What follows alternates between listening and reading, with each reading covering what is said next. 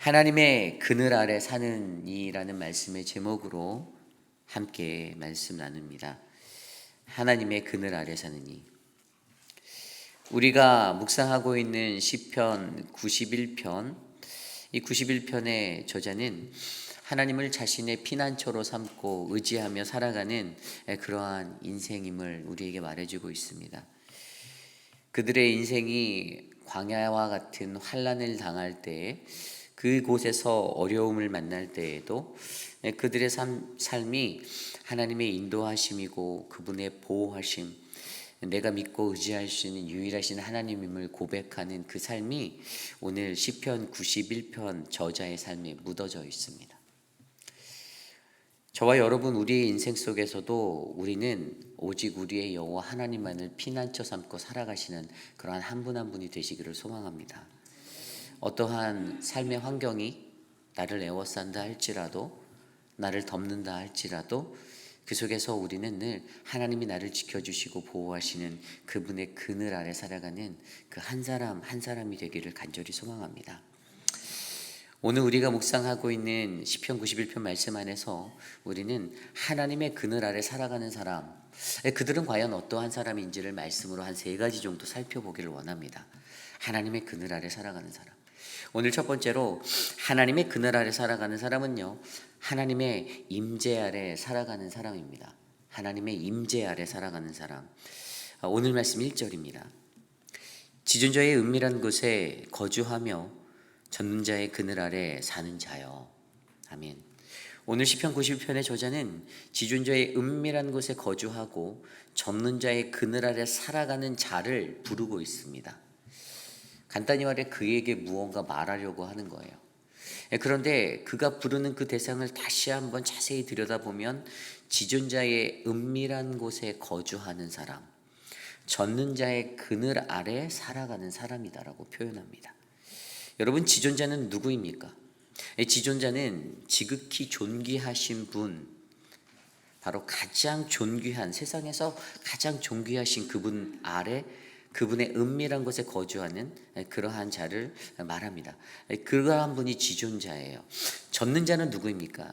우리가 알고 있듯이 Almighty God, 그분은 어떤 것이든지 다 감당해내실 수 있고 다 하실 수 있는, 정말 불가능이 없으신 그러한 하나님을 말합니다.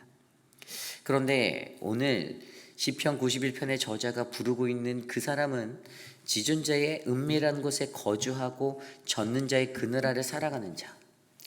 이것을 좀 더 깊이 있게 성경적으로 생각해 보면 과연 그곳이 어디일까라는 생각을 묵상을 하게 됩니다.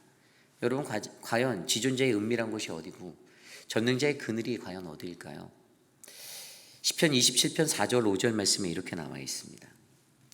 내가 여호와께 바라는 한 가지 일, 그것을 구하리니 곧 내가 내 평생에 여호와의 집에 살면서 여호와의 아름다움을 바라보며 그의 성전에서 사모하는 그것이라. 여호와께서 환난 날에 나를 그의 초막 속에 비밀히 지키시고 그의 장막 은밀한 곳에 나를 숨기시며 높은 바위 위에 두시리라. 아멘. 다윗의 노래입니다. 오늘 다윗이 시편 27편에서 고백할 때 그를 여호와의 집에 거하는 그것이 자신의 평생의 가장 큰 그 아름다움과 그 기쁨의 삶이다라고 고백하며 내가 사모하는 그것이다라고 얘기하며 나를 초막에, 그의 초막에 비밀히 지키셨던 하나님을 떠올리고 그의 장막의 은밀한 장소, 장막이 어디죠? 성소예요. 성소, 성막. 그곳에 은밀한 곳에 나를 숨겨두셨던 그러한 하나님을 묵상하고 찬양합니다. 제가 말씀드린 대로 시편 90편부터 4권은요 민수기와 연관이 있다고 하였죠. 여러분, 광야의 삶 속에서 하나님의 은밀한 시은좌 지성소 안에 있는 그 언약궤 법궤의 2구름 날개 아래에 있는 그 장소를 기억하십니까? 이거 하나님의 영광과 임재가 임하였던 장소예요. 그 민수기에 나와 있는 그 광야의 시간 속에서 하나님은 내가 너희의 안에, 너희의 중심에, 중앙에 내가 너희와 나는 함께 거한다라는 것을 증명하기 위하여 그들에게 출애굽의 시간 속에 성막을 지으라고 명령하셨습니다. 그들과 늘 함께 하시는 하나님, 낮과 밤 언제든지 하나님은 너희와 함께 한다라는 그 사실을 증명하기 위해서 하나님은 그들이 그것을 깨달아 알기를 원하셨습니다. 그래서 그들에게 주셨던 삶이 바로 성막의 삶이에요.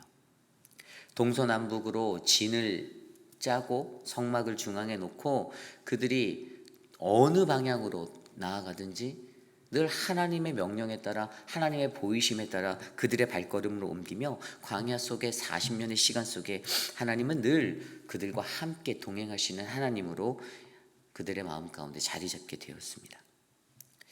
성막 안에 들어가면 성소를 지나 지성소로 들어가게 되고 지성소 안에 있는 그 법궤 언약궤, 그 언약궤 안에 모세가 받았던 깨어진 돌판이 있었고 만나를 닮았던 항아리가 있었고요. 아론의 쌍난 지팡이가 있었고 그리고 그것을 뚜껑으로 덮은 그 자리에 두 그룹 날개로 만들어진 시은자라 불리는 바로 성막의 뚜껑이 있었습니다. 그리고 성경에서는 분명히 예전에 성막 설교를 통해서 여러분들이 들으셨겠지만 바로 시은자 그곳에 하나님의 영광 그의 임재하심이 임한다라고 우리는 알고 있습니다. 결국에 오늘 지존자의 은밀한 것 그리고 젖는 자의 그늘 아래라고 표현된 이것은 하나님의 영광에 임하는 하나님의 임재하심이 있는 바로 그곳을 말합니다. 저와 여러분들이 하나님의 그늘 아래 살기 위해서는요, 바로 우리가 그 하나님의 영광 안에 거해야 한다라는 사실을 말씀해 주고 있습니다.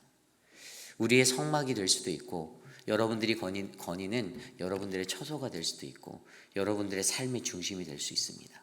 거룩한 하나님의 성전이 되신 여러분들의 마음, 몸, 그 중심이 될 수도 있습니다. 그곳에 우리 하나님이 늘 거하시도록 하나님의 임재가 나와 함께하도록 우리가 그렇게 살아가야 한다라는 삶을 오늘 말씀은 하나님의 그늘 아래 살아가는 사람으로서 우리에게 표현해주고 있음을 기억하시기를 바랍니다. 어떠한 어려운 환난이 그들에게 있다 하든 이스라엘 백성들 광야의 시간을 보내는 그들에게 하나님은 위로가 되어주시고 그들을 어떻게든 잘 격려하여 다시 일으켜주고 싶었습니다. 생각되어지는 것대로 다 이루어지는 것도 아닌 인생인데 광야 속에서 하루하루 살아가는 게 얼마나 힘들었겠습니까?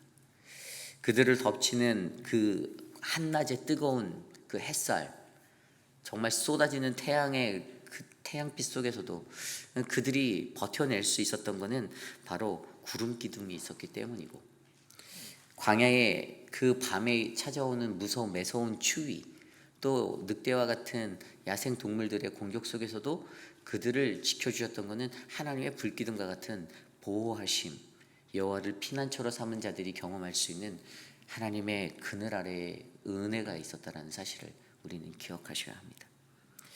그러므로 오늘 이 시대를 살아가는 저와 여러분들, 우리도 저 출애굽기 성막 속에 있는 그 지성소의 언약궤 뚜껑이 씌운 자, 그 위에서 하나님의 임재가 동일하게 일어났던 것처럼 우리의 삶의 중심에서 우리가 거하는 하나님의 성전된 자리에서 늘 여호와 하나님의 임재 아래 살아가는 그러한 한 분 한 분이 되시기를 간절히 소망합니다.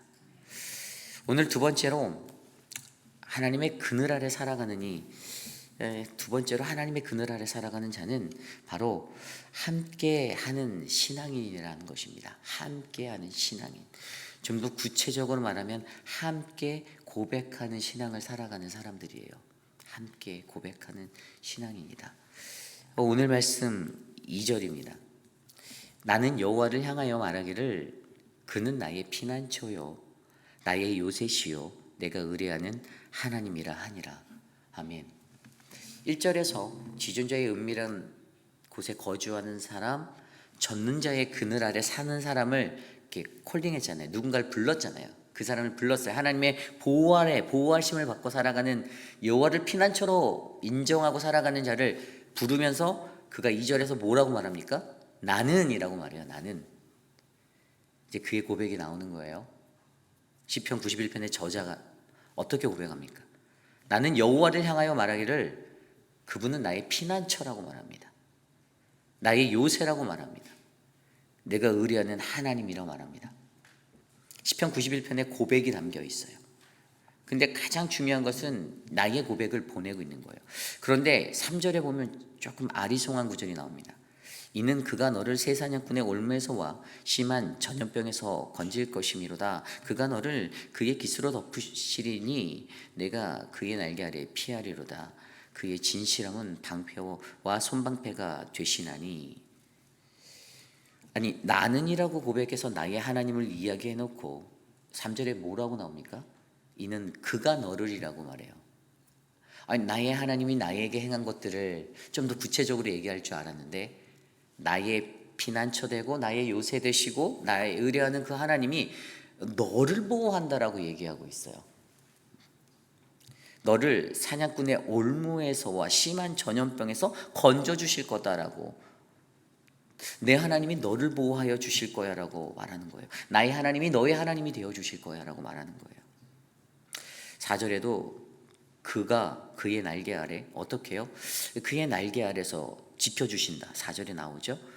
그리고 5절에도 보면 너는 밤에 찾아오는 공포와 낮에 날아드는 화살과 6절입니다. 어두울 때 퍼지는 전염병과 밝을 때 닥쳐오는 재앙을 두려워하지 아니하로다. 그들에게 찾아오는 공포와 두려움, 날아드는 화살과 퍼지는 전염병, 모든 것들도 어떻게 해요? 두렵게 느껴지지 않는다라는 거예요. 하나님의 그늘 아래 있게 되는 그 인생은. 7절입니다. 7절에도 재앙이 가까이 못 올 것이다라고 설명합니다. 1000명이 내 왼쪽에서 10,000명이 내 오른쪽에서 엎드러지나 이 재앙이 내게 가까이 하지 못하리로다. 아멘. 8절까지 볼까요? 8절에 이렇게 나와 있습니다. 오직 너는 똑똑히 보리니 악인들의 보응을 내가 보리로다. 아멘. 악하게 구는 그 악인들이 하나님의 보응을 받을 것을 너의 두 눈으로, 그 광야에서 하나님의 보호하심 아래 그분의 그늘 아래 살아가는 인생은 두 눈으로 목격하게 될 거다라고 선포해 주십니다. 여기에서 우리가 이해할 수 있는 것은요, 나의 고백이 되었는데 그 나의 고백이 내가 누군가에게 전하는, 내가 누군가에게 말하고자 하는 그 사람을 향하여서 그 나의 하나님은 너에게 이런 하나님이 되어 주실 거야 라고 설명해 주고 있다는 거예요. 그런데 여기서 더 깊은 의미를 우리가 느낄 수 있는 게 9절 말씀이에요. 9절 볼까요? 내가 말하기를 여호와는 나의 피난처시라 하고 지존자를 너의 거처로 삼았으므로. 아멘. 눈에 들어오는 게 보이십니까? 내가 말하기를, 이제 그 사람이 말하는 거예요. 내가 말했던 시편 91편의 저자가 너를이라고 표현했던 그 사람이 이제 응답하여 자신의 말을 하는 겁니다. 내가 말하길, 그 사람이 뭐라고 말합니까? 여호와는 나의 피난처시라. 지존자를 너의 거처로 삼았으므로. 간단하게 이거예요. 시편 91편의 저자가 여호와는 나의 피난처야 라고 했더니 그 사람이 아멘으로 화답하는 것과 동일한 거예요. 아멘 하는 거예요. 여호와는 나의 지존자 되신 여호와는 내가 그분의 거처를 삼은 사람이야 했더니 그가 아멘이라고 말하는, 화답하는, 응답하는 거예요. 내가 고백한 것을 그의 고백으로 돌아오는데 아멘으로 화답하여 돌아오고 있어요. 10절부터 13절까지 똑같습니다. 10절에 볼까요? 화가 내게 미치지 못하고 재앙이 내 장막에 가까이 오지 못하리라. 아까 그가 말했던 것에 재앙이 가까이 오지 못할 것이다. 7절에 있었죠. 11절과 12절 볼까요? 그가 너를 위하여 그의 천사들을 명령하사 내 모든 길에서 너를 지키게 하심이라. 그들이 그들의 손으로 너를 붙들어 발이 돌에 부딪히지 아니하게 하리로다. 아멘. 뭐라고 말씀하십니까? 여호와를 보호자 삼고 피난처 삼았던 자에게 재앙이 미치지 못하고 천사가 지켜주실 것이다라고, 눈동자처럼 보호할 거다라고 설명해 주세요. 13절입니다. 오히려 내가 사자와 독사를 짓밟게 될 것이다 라고 설명하고 있습니다. 별거 아닌 것 같은 이 말씀 속에서 동일한 메시지가 흐르지만 여기서 중요한 것은 우리가 하는 신앙의 고백, 하나님의 그늘 아래 살아가는 신앙인들의 신앙의 고백은 동일해야 한다는 것입니다. 나만의 신앙으로, 나의 고백으로 끝나서는 안 된다는 거예요. 여러분, 제가 설교를, 하나님의 말씀을 전할 때 제가 일방향적으로 전하는 것보다 누군가가 밑에서 강단 아래에서 아멘이라고 화답해 주면 전하는 제 마음속에 저 사람이 동의하는구나. 하나님의 이 말씀에 동의하는구나. 나와 같은 마음을 갖고 있구나라고 제가 느끼지 않겠습니까? 똑같은 거예요.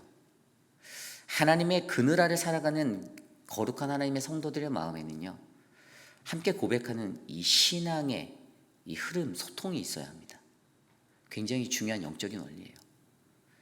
여러분, 어떤 조직 안에서 가장 많이 나오는 컴플레인이 뭐죠? 소통이 안 된다라는 거잖아요. 왜 이게 윗선에 올라가서는 아무런 우리한테 전달도 안 되고 늘 블레임할 때 그런 블레임들이 공동체 안에 난무하게 되잖아요. 꼭 꼬집는 게 소통이 안 된다는 거예요. 근데 소통에 대해서 생각해 보면 소통은요, 양방향이에요. 한쪽만이 아니라는 거예요. 이쪽에서도 해야죠. 기대하는 쪽에서도 소통을 하셔야죠. 이 소통이라는 것은 양방향으로 가는 거잖아요. 동일한 겁니다. 우리의 영적인 소통은 우리의 신앙을 함께 고백하고 함께 나누고 함께 주고받는 겁니다. 결국에 이것을 통해서 우리는 무엇을 느낍니까? 하나님에 대한 믿음이 공동체 안에서 어떻게 견고해지느냐. 구약시대 때는요, 어떠한 한 가지에 대해서, 사건에 대해서 판결을 내릴 때 두세 사람의 증인이 있어야 된다고 설명하잖아요. 하나님의 말씀이 선포되어지면 그것에서 두세 사람이 증인이 되어서 아멘으로 화답하고 받으면 무엇이 됩니까? 아멘, 믿습니다. 내가 믿습니다. 그 말씀 믿습니다. 영적인 원리가 그겁니다. 하나님의 말씀에 대한 확신을 갖게 하는 공동체 안에 이 믿음의 폭발이 일어나야 되는데, 이것이 바로 함께하는 이 고백, 이 신앙의 고백으로 이루어질 수 있다는 거예요. 저는 저희 안에 일어나는 함께하는 이 믿음의 고백이 세상을 향한 하나님의 증언이 되기를 원합니다. 복음의 폭발이 되기를 원합니다. 하나님이 우리의 피난처 되신다라는 이 구원의 확신의 고백이 나 한 사람의 고백으로 끝나는 것이 아니라 여러분, 저 모두가 함께 소통해서 우리가 주님의 은혜를 누리는 거룩한 인생이 되기를 간절히 소망합니다. 오늘 마지막으로 하나님의 그늘 아래 사는 것은요, 하나님의 약속을 믿는 것입니다. 하나님의 약속을 믿는 것. 오늘 말씀 14절에서 16절입니다. 하나님이 이르시되 그가 나를 사랑한즉 내가 그를 건지리를, 내가 그 이름을 안즉 내가 그를 높이리라. 그가 내게 간구하리니 내가 그에게 응답하리라. 그들이 환난당할 때 내가 그와 함께하여 그를 건지시고 영화롭게 하리라. 내가 그를 장수하게 함으로 그를 만족하게 하며 나의 구원을 그에게 보이리라 하시도다. 아멘. 하나님이 자신을 사랑하는 그 하나님 자신을, 하나님을 사랑하는 자, 그분의 이름을 아는 자, 그러한 사람들은 온갖 환난 중에서 바로 우리가 기도하고 간구할 때 우리에게 구원 주시는 하나님을 믿는 하나님임을 믿는 사람입니다. 저와 여러분들에게 말씀으로 약속해 주신 그 모든 약속을 광야의 삶 속에서 우리는 믿을 때 우리는 16절에 나의 구원을 이루시는 하나님을 만날 수가 있습니다. 나에게 구원 주시는 그 하나님을 경험하게 됩니다. 하나님이 약속하신 것들이에요. 우리가 그를 사랑하면 그분이 우리를 건져주시겠고, 우리가 그분의 이름을 안즉 그분이 우리를 높여주실 것이고, 다 하나님이 말씀해 주신 약속들입니다. 창세기 12장에 나왔던 아브라함처럼 하나님의 약속을 바라보고 그의 발걸음을 옮겼던 그 믿음의 사람처럼, 민수기에 나오는 여호수아와 갈렙처럼 민수기 13장에 나오는 이야기잖아요. 그 광야의 시간 속에서 가나안을 향해 나아갔을 때 하나님의 약속을 믿고 40일의 가나안 정탐 후에 돌아와 그들이 외쳤던 것은 우리가 그 땅을 가지자, 그 땅을 취하자, 능히 이기리라. 왜죠? 하나님이 약속하신 것을 기억하니까요. 반대했던 사람들 뭐라고 말했습니까? 우리는 올라가서 능히 그 백성을 치지 못하리라. 그들은 우리보다 강하다. 하나님의 약속을 보지 못했고 믿지 않았습니다. 그 차이예요. 하나님의 그늘 아래 사는 사람들은 이 하나님의 약속의 선포를 믿으셔야만 합니다. 변하지 않는, 변할 수 없는, 저는 저와 여러분들의 인생 가운데 우리가 이 약속을 믿고 살아가는 한 분 한 분 되시기를 소망합니다. 이것이 하나님의 그늘 아래 살아가는 사람, 마지막 세 번째, 하나님의 약속을 믿는 사람입니다. 여러분, 광야는 절대 혼자로 살 수 없는 곳입니다. 오늘 시편 91편도 그 광야의 이야기가 주된 배경인 거예요. 저자가 누군지는 몰라요. 그런데도 그 광야의 이야기, 환란의 때에 그 광야 가운데서 받았던 고난의 시간 속에 그 고난을 통과하는 모든 이들에게 보내는 하나님의 위로의 메시지는 나의 그늘 아래 거하라요. 나의 그늘 아래. 하나님의 그늘 아래 거하라. 혼자서도 살 수 없는 그 광야, 이 세상도 마찬가지죠. 우리가 살아가는 신앙의 자리도 혼자서 살 수 없는 그 자리. 나 혼자 열심히 예수 믿으면 더 잘 믿을 것 같나요? 그렇지 않습니다. 혼자 믿기가 더 힘들어요. 새벽 예배에 나오는 여러분들이 있기 때문에 저도 힘을 내서 새벽에 더 빨리 일어나려고 몸부림치거든요. 솔직한 제 마음인 거예요. 여러분들이 계시니까. 아마 제가 여러분들이 안 계시면 새벽 예배 가끔씩 늦고 막 빠지고 그랬을 수도 있어요. 그런데 같이 할 수 있기 때문에, 함께 가는 길이기 때문에 갈 수 있다는 거예요. 하나님의 그 은혜 가운데 저와 여러분이 서길 원합니다. 하나님의 그 그늘 아래 살아가는 인생, 날마다 하나님의 그 임재 아래, 인생의 쉬운 자 그 아래 하나님의 임재하신 그 자리에 내가 서고, 또 함께 고백하며 우리가 그분의 증인이 되는 그 믿음의 삶을 살아내고, 하나님의 약속을 믿어 아름다운 하나님의 인생을 살아내시는 우리 회빛라니 장로교회 저와 여러분 우리 모두가 되기를 소망합니다. 오늘 주신 말씀을 놓고 함께 기도하기 원합니다. 하나님, 우리의 삶 가운데 하나님의 그늘 아래 사는, 여호와를 피난처로 삼는 그 거룩한 인생, 믿음의 삶이 일어나길 소망합니다. 나를 도와주시옵소서. 이 시간 함께 기도드립니다.